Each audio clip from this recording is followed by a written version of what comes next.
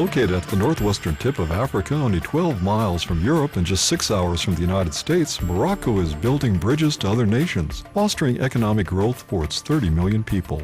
Morocco has made a strong commitment to joining the world economy. It hosted the World Trade Organization inaugural conference in Marrakesh in 1994, then entered an association agreement with Europe in 1996. Most recently, Morocco signed a free trade agreement with the United States in summer 2004, thus becoming the first African country and only the second Arab nation to do so. A moderate Muslim country with a modern, open and vibrant society, Morocco's population became mostly urban in 2001, boasting a growing middle class and an elite of multilingual entrepreneurs and managers educated and trained in Europe and the United States. Over the past 15 years, Morocco has achieved significant improvements in its education system, health services, and importantly, infrastructure. The ascension of King Mohammed VI in 1999 gave a boost to these trends. The king, the government, and the people of Morocco are striving to modernize their economy through privatization and reform. Theirs is a very strong commitment to liberalization. Today's Morocco is carried by a clear and ambitious vision, expanding economic opportunity for all. You have to keep in mind that to put in perspective this FTA with the United States of America as part of a strategy Morocco started to forge and to nurse long time ago when we were the first emerging country to sign the Uruguay round. We want to put Morocco as a platform for business with Europe, with the US, with Asia, China, Africa, Middle East. It was part of a global vision of Morocco. You know, we started the process of deregulation, of reforming of our economy, and building a global project, politically speaking, economically or socially, in the early 80s.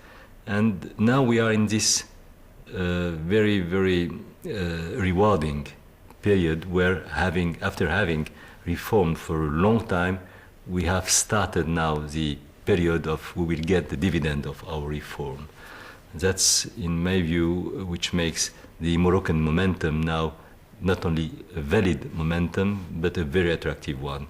Morocco is already a very attractive investment on its own, just because of its political situation, its geographic location, and its broad connections to other countries, including obviously Europe, in addition to the US. This is a government that's very aggressive about making investment in the future. They've made the commitment to join the world economy, and they know there's some sacrifices that have to be made, but they're making the investment in the infrastructure, and they're making the capital investment as well. And the US is actually really quite behind and may miss some of these opportunities if we don't put something in place to take advantage of it.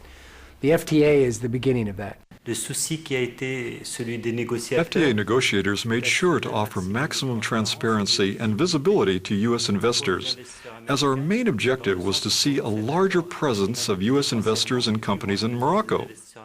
The guarantees we offer to our American friends mean that there are in fact no restrictions whatsoever for an American company to establish itself in Morocco. The Morocco-U.S. Free Trade Agreement is a great opportunity for the Moroccan economy. It will allow us to welcome U.S. investors attracted to the local market and all other nations with whom Morocco has privileged relationships. For us, Morocco is our European platform, and that's how we see it. For us, coming to Morocco was an opportunity to actually introduce ourselves into the European market, and so I think the free trade agreement just makes it that much easier. One of the things that we've been able to benefit from is the fact that for importation, for example, for imports, we have no duties, no customs. It's very fluid. We can import in about 3 hours, and we export in about 4 or 5 hours. That's state of the art. The reforms that have taken place in this country have been tremendous. We do credit the government of Morocco for addressing many of these issues, such as the labor code, such as the workers' rights. And the changes that Morocco has made in the past 2.5, 3 years to dovetail into the FTA makes this an absolutely important area to invest here. The sectors here are very important in the automobile industry, parts industry, if you will, as well as the IT. Agriculture is a great one, and surprisingly, it's one of the fastest growing areas. I just visited 2 days ago a man and his brother who started a company who process olive oil. And I asked him how much olive oil he sold to the United States, and I didn't expect what the answer was, which was last year he exported $10 million worth of olive oil to the United States. And he expects that with the free trade agreement, he will have increased opportunity. He can't get enough olives. But there are also great opportunities in services. Dell Computer opened up a service center here not even a year ago. And they will have, by the end of the year, 1,000 people working in this service center that services the French market. It's a great success, and that's just a huge amount of growth on any scale. I would add textiles. Just this week, I also visited a plant. It's a UK plant. They serve the British market, and they're doing a wonderful job employing thousands of people. And it's perfectly suited for the marketplace, for the location. When the products are finished and tested and finally inspected, they go down a chute from the second floor right into a truck with a container on the back, a 40-foot container. And in 5 days, they're in the stores, on the hangers, with the price tags already on them. You can't do that from China. I think all the structures are in place. My feeling as far as Moroccan companies teaming up with American companies is very ripe. And one day there's going to be a large North African market, but will be a significant market on its own. And Morocco will have a huge advantage, and that is a lead. They're getting a running start in terms of the things we've talked about, the change in the laws, the change in the environment, developing the expertise, developing the entrepreneurial spirit, maybe developing a better capital market.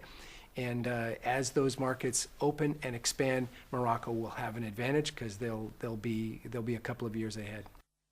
We are not dealing with a short-term issue.